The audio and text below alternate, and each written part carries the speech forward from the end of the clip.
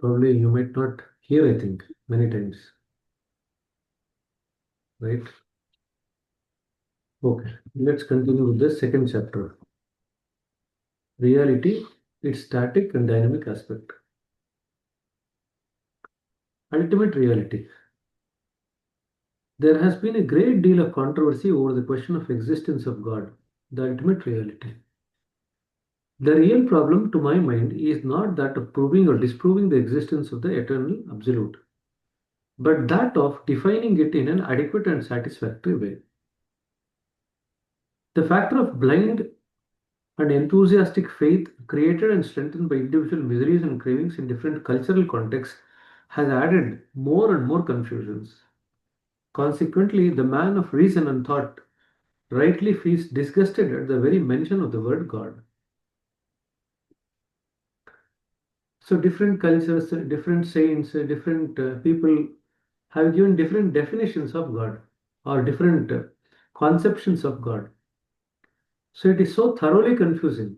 It's not only confusing, it is thoroughly confusing that people feel disgusted about it. Because when the word God is mentioned, they are lost.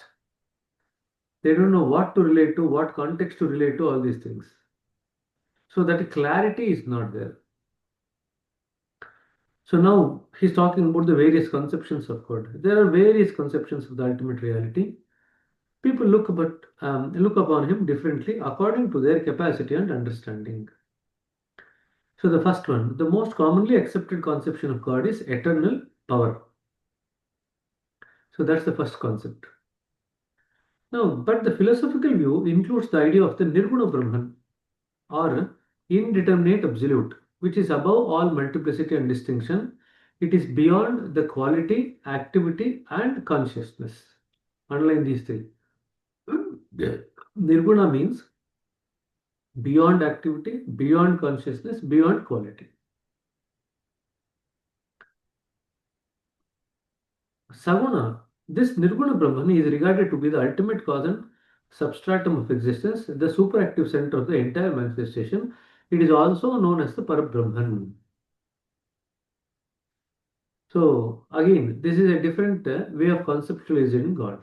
So in this particular conceptualization, there is one, the individual, then you have the Brahman, and then you have the Parabrahman. So the entire manifest universe is called as the Brahman, and that which is the base of the manifest universe is called as the Parabrahman. This is one way of looking at it. Okay, so three levels: the individual, Brahman, and Parabrahman. Okay, in other words, individual, Saguna Brahman, Nirguna Brahman.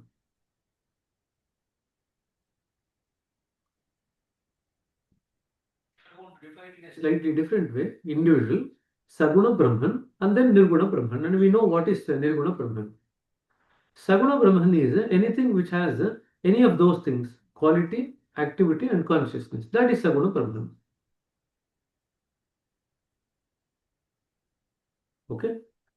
So one concept is this, that God is eternal power. Second concept is that he is indeterminate absolute or Nirguna Brahman or Parabrahman. The third comes the idea of God as supreme existence. So this is Saguna Brahman. We see the universe with all its diversities and differentiations, and we are led to believe in its creator and controller. So this creator and controller of this manifest universe is called as the Saguna Brahman or the Ishvara, determinate absolute. We think of him as eternal existence. That one, indeterminate absolute, is beyond existence, beyond the conception of existence.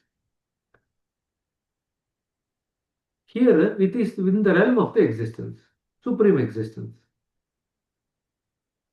In other words, the Nirguna Brahman wanted to manifest that, it manifested as the Saguna Brahman.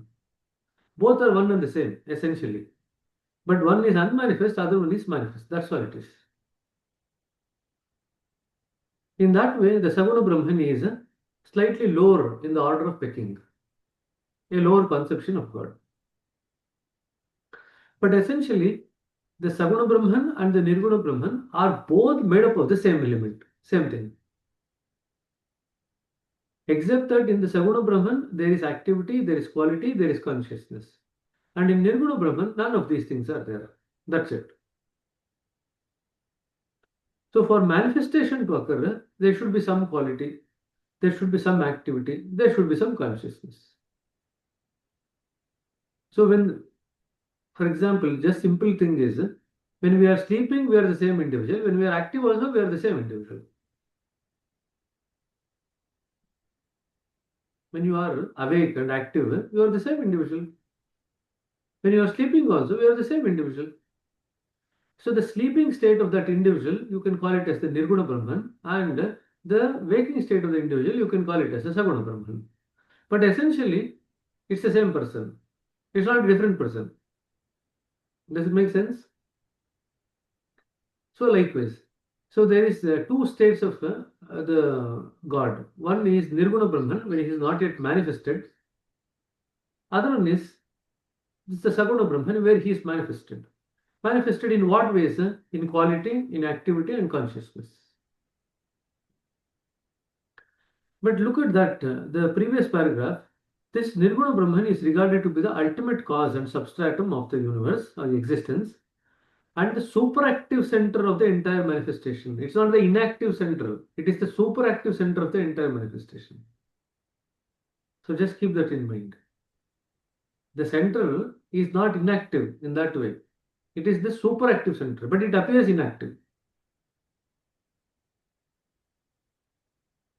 We'll come to that later point. That's why I'm just kind of highlighting that point. It is the superactive center of the entire manifestation. Okay.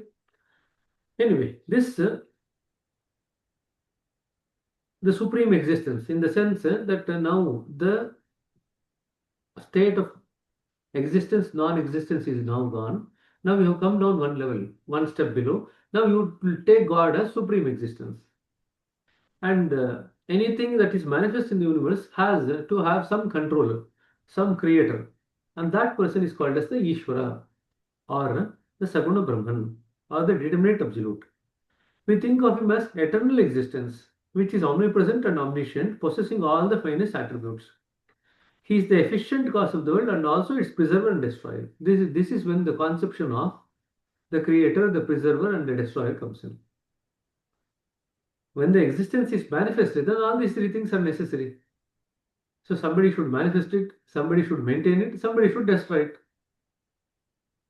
That is when the Brahma, Vishnu, Maheshwara concept, all those things actually gradually start coming in. Okay? He is the efficient cause of the world and also its preserver and destroyer. It is only when viewed from this lower standpoint of view that God, as the God of religion, becomes an object of worship, which is the final approach of almost all the religion.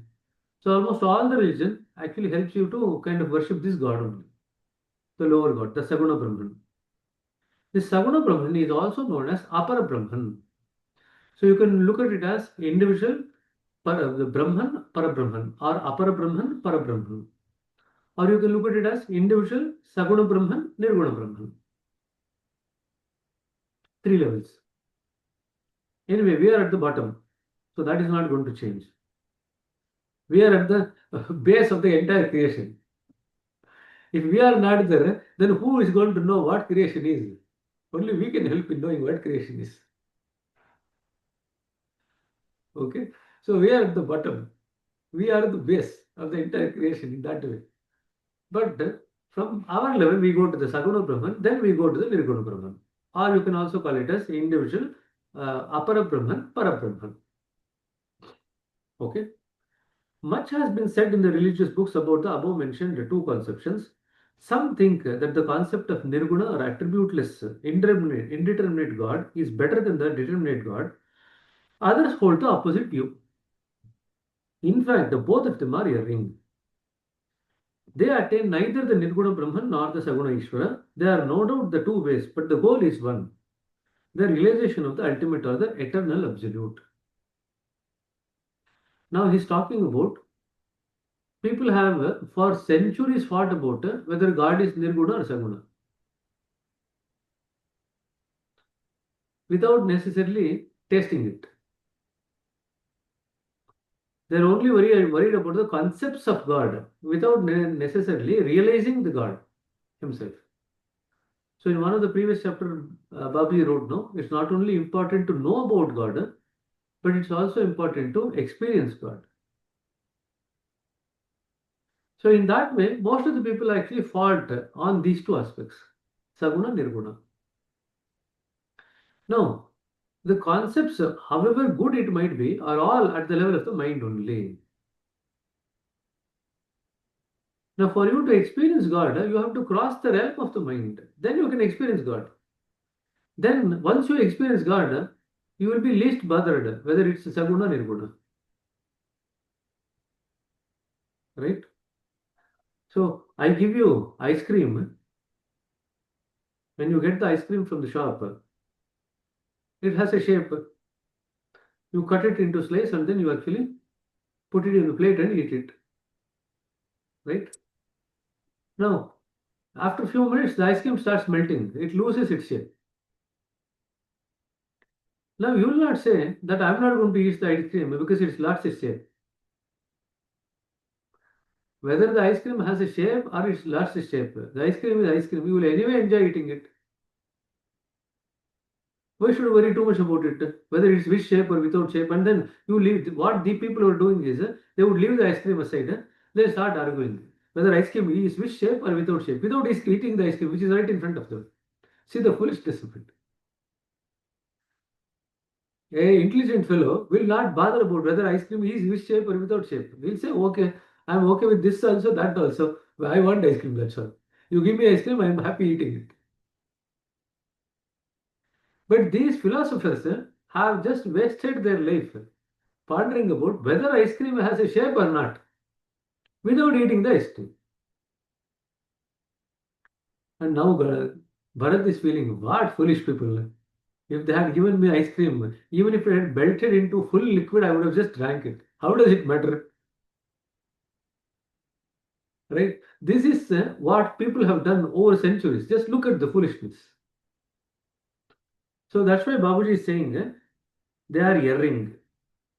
They attain neither the Nirguna Brahman nor the Saguna Brahman. There are no doubt two ways, but the goal is one. The goal is ice cream. Eat the ice cream. Don't worry too much about whether the ice cream has a shape or no shape. Why should you bother about it? Alva, just think of it. And people have written thousands of books on this aspect. Hmm. Once you say that God is with shape, or ice cream with shape, what shape? Triangle shape, square shape, rectangle shape, circle shape.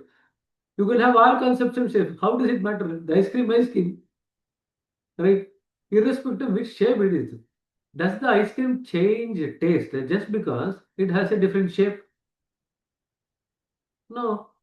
Then why should you worry about it? Bharat is keen to talk about ice cream. Go ahead. He raised his hand twice. No, it is happening automatically. Oh, it's happening automatically. Oh, you want to contribute something to the ice cream then. Anyway, see, can you see the foolishness? And they have wasted lives just for this purpose. So Babaji, that's why he's saying, forget about it. Eat the ice cream. Realize the God. Don't worry about whether it's Triguna or Nirguna. Why do you want to scratch your head about it? Both the conceptions of are generally understood as greatly misleading. Truly, God is neither Nirguna or Saguna, but beyond both. He is what he is. So look at it from the perspective of ice cream. Does it make any difference to the ice cream whether it's with shape or without shape? From our perspective, we are talking about shape or without shape for the ice cream. But from the perspective of ice cream, does it make any difference to the ice cream if it's with shape or without shape? Will the ice cream say that I'm going to taste differently now that you've actually put me into shape? Or I'm going to lose my taste because you have made me shapeless? Ice cream will not do anything. So now look at the concept. It is as it is. That's it. God is as it is. It doesn't matter whether you want to look at it as a Saguna Brahman, Nirguna Brahman. What is important is that you experience God. You realize God. That is what is important. Now, he is neither, truly speaking, God is neither Saguna or Nirguna, but beyond both. He is what he is. It is we who conceive him to be Nirguna, it is we who make him Saguna. What we should do in order to avoid these quarrels is that we must fix our view on the original element, the Adi Tattva, be it the Saguna or Nirguna, whatever it is, we must love it. And this, anyway, now that I've given the concept of ice cream, it goes without saying that Bharat and Gopal Krishna will say, yes, we are already loving it. You don't need to tell that also. We are loving the ice cream anyway. Why should you tell this? There is no need to remind this. Right?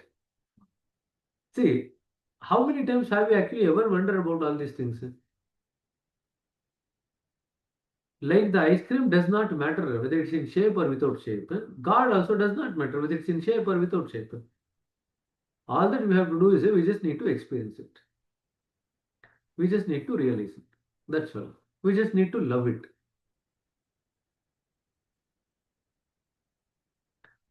Okay, so long as we can remain confined within the bounds of religion, the God of the religion remains in our view and we remain entangled in one or other view. The highest spiritual attainment is possible only when we go beyond the limits of religion. In fact, spirituality begins where the religion ends. Religion is only the preliminary stage for preparing a man for his path, march on the path of freedom. So the end of religion is beginning of spirituality, end of spirituality is beginning of reality, end of reality is beginning of real bliss. And when that too is gone, we have reached the destination. That is the highest mark, which is almost inexpressible in words. The same thing is repeated in the reality at dawn. So you can look at that particular chapter also in reality at dawn. In the chapter religion. Thus, God is not to be found within the folds of any particular religion or sect. He is neither confined within certain forms nor rituals, nor is he to be traced within the scriptures. Him we have to seek in the innermost core of our heart. Really, God is very simple and plain. He is not in solid forms. There is no solidity whatsoever of any kind in him. God is simple and plain and extremely subtle. In fact, the very simplicity and purity of the ultimate has become a veil to it.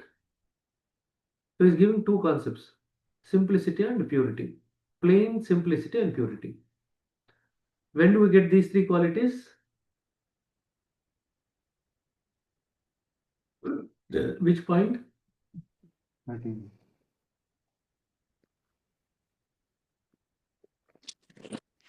13. Well, 12th point. At the please. 12th point, you become plain, simple, and pure. As you enter into the 13th point, you let go of those three also.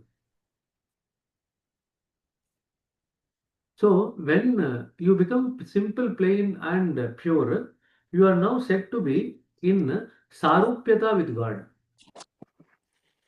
Sarupyata means you are like the same form of God. Sarupyata. Rupa means form. What is the form of God? The God is plain, simple, and pure. That is his form. So at the end of 12th point, we are like that. So if you look at the four stages in the concept of our journey from the first point to the 13th point, first 5 points is Salokyata. Next 5 points is Samipyata, 6 to 10.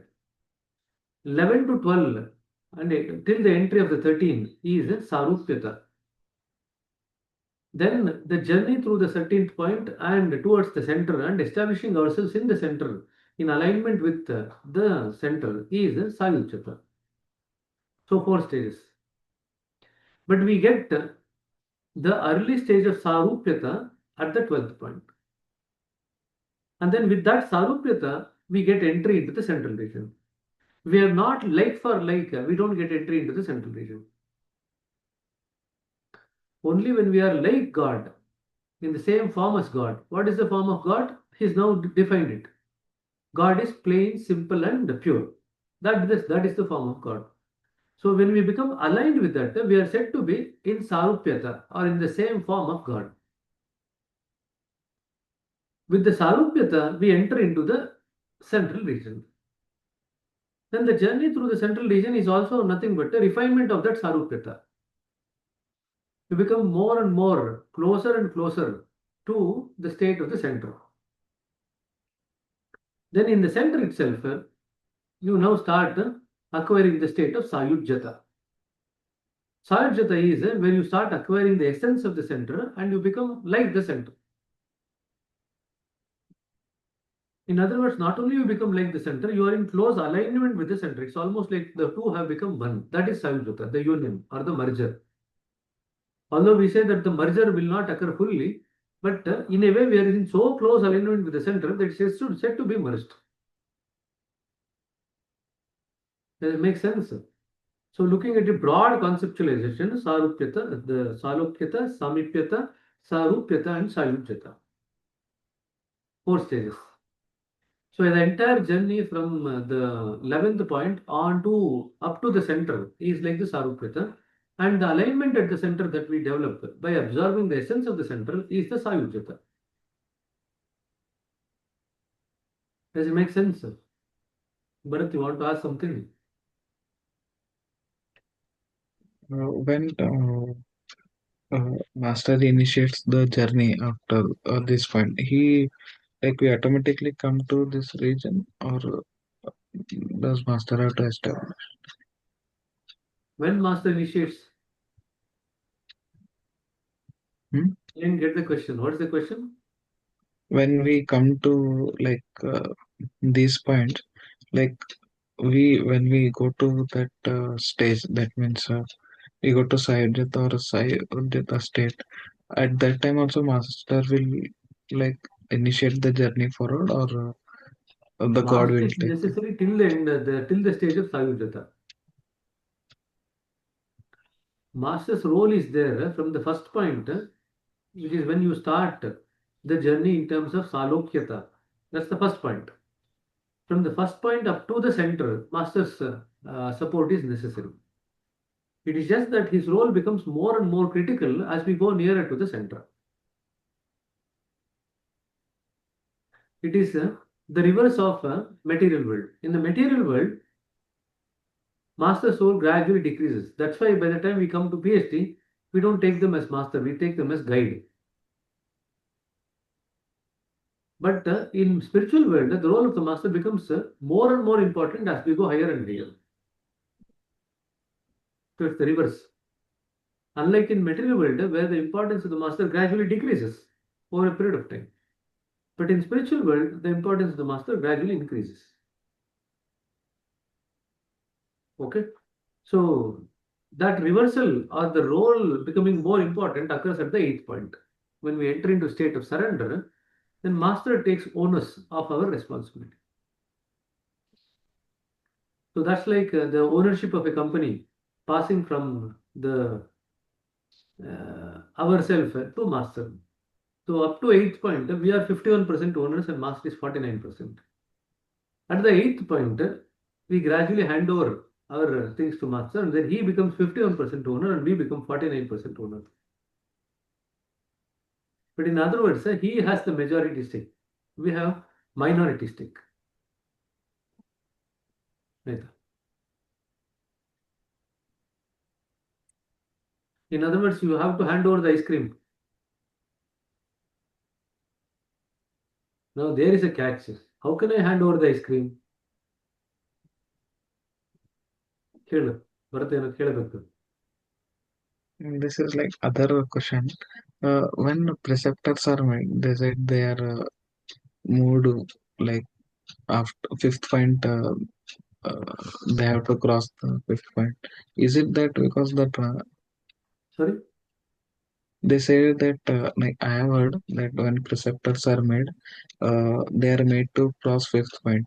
Is it because that the this heart region is of dualities and mind is singular? Is that the reason for it? See, for master's power needs to work through the perceptor. So the perceptor is enabled to utilize that power of the master to do the work.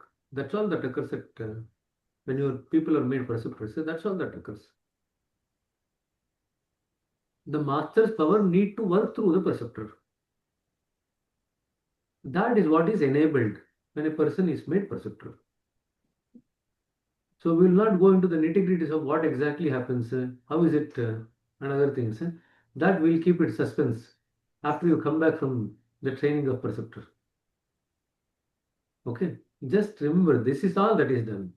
A person, an abhyasi, is enabled to tap into the power of the master and utilize that power for the preceptor work. That is what happens when you people go for training as a working as a preceptors, to start working as a preceptor. The nitty-gritties, the technicalities and other things we shall discuss after you come back. First you eat the ice cream, then we will work out, we will discuss about how the ice cream is actually made in the factory. The technicalities we will discuss later. But first eat the ice cream. Right? Have you ever talked about technicality? Have you ever gone to the Amul shop and asked them, how do you make the ice cream without you telling me I'm not going to eat the ice cream? Have you ever asked? When we are something relating to eating, no, we don't ask any questions. There was one person who used to say, "Jo bhi ho acha hai." Okay, so we don't bother about all those things. But when it comes to spirituality, we are bothered about all the technicalities behind it, which we don't ask in any stage in our material life, right? So now let's be very plain and simple. Okay, the child says, "I want ice cream," and somebody gets the child an ice cream. Will the child even bother who got the ice cream, who paid the money, where did they get from? Will the child bother about anything at all? No, no. Why that the child does not bother about any of these things? Huh? What is the state of the child?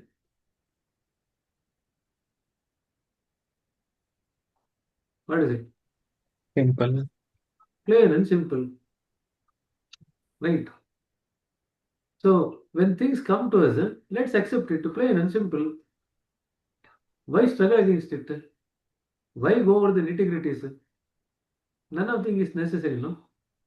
Now, if you get the Darwad peda, like I told you yesterday, do you think that I'm going to scratch my head about who has done the Darwad peda, how did they cook and everything? No, all that I'll do is I'll just pick up one peda and eat it. That's it. ಹೌದಾ ಇಲ್ಲ?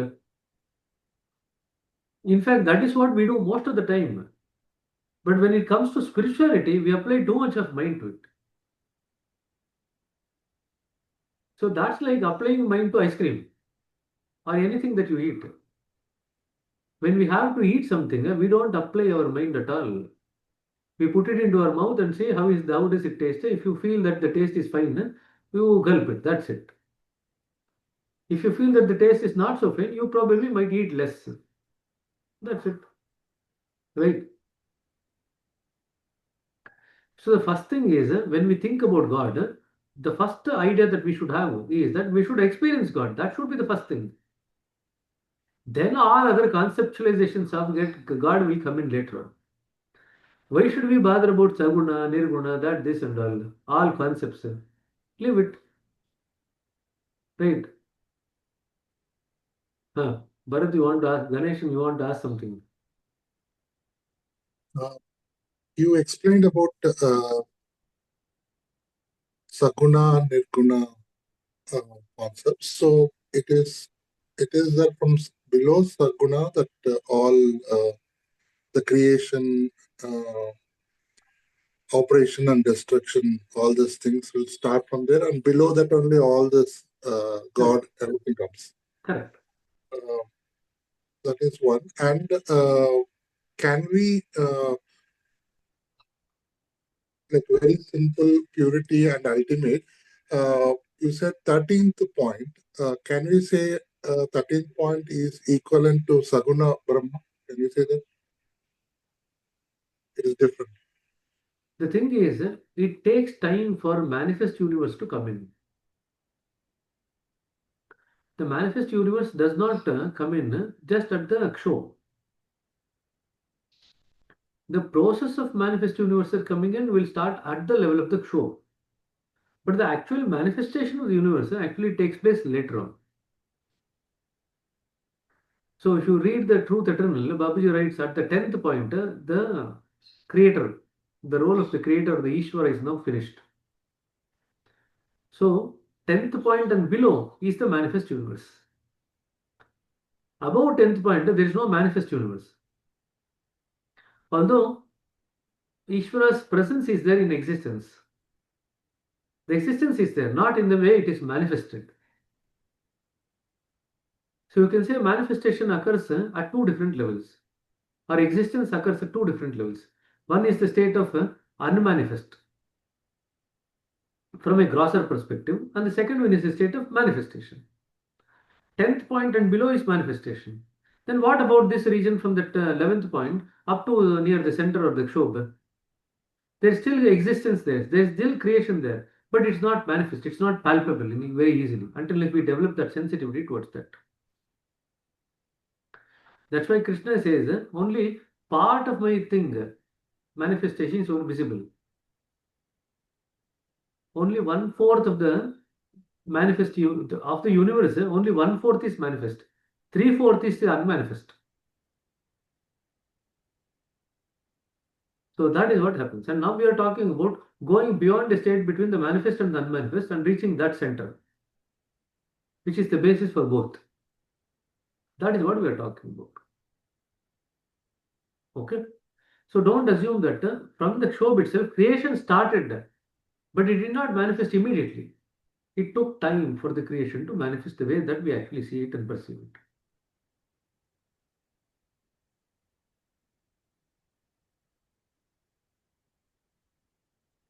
The final product is the ice cream.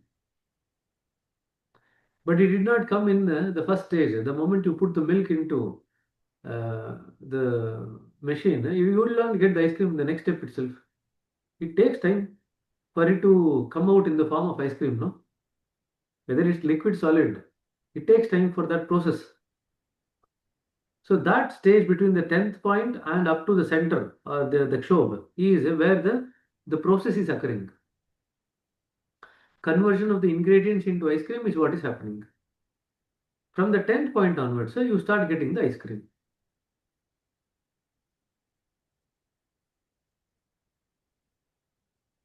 Okay. So for example, if you just try to cook some dal, you put it and then you put it onto the cooker and then put on the gas, turn on the gas. Immediately it's not going to get converted into the dal that you can eat. It takes time, it has to undergo a process. Now this process, like the dal, what is happening to the dal inside the cooker is not visible. But once it comes out cooked, then it is visible. Likewise, this process is not visible. That part of the process between the Kshobh and up to the 10th point is not visible. It is feelable. It is not visible. Then the entire visible universe or manifest universe comes down from the 10th point downwards. Okay? Does it make sense?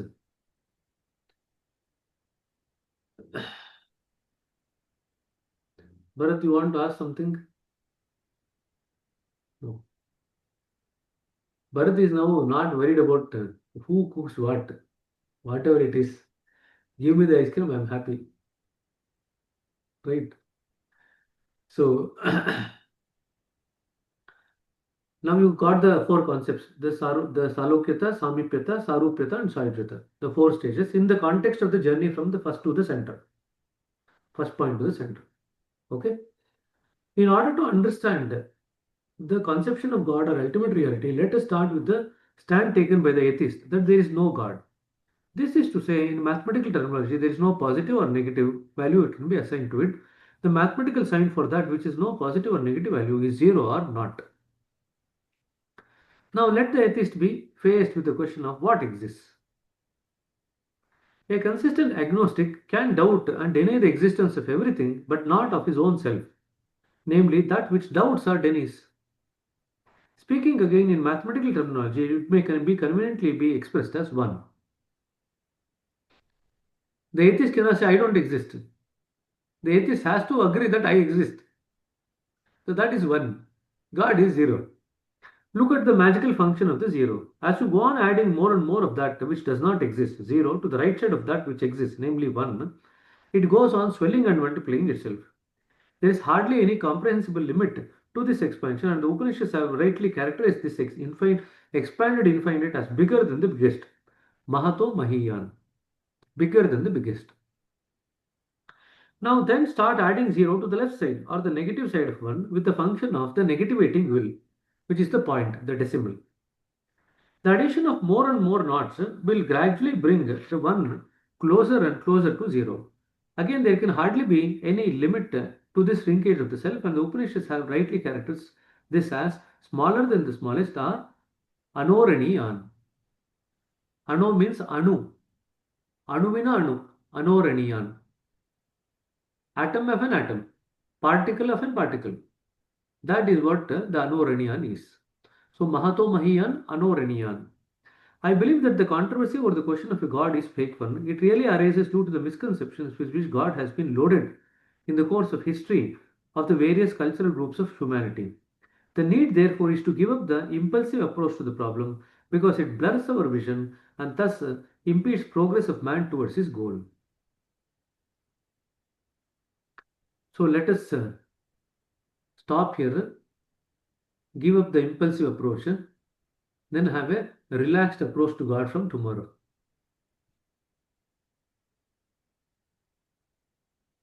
Okay.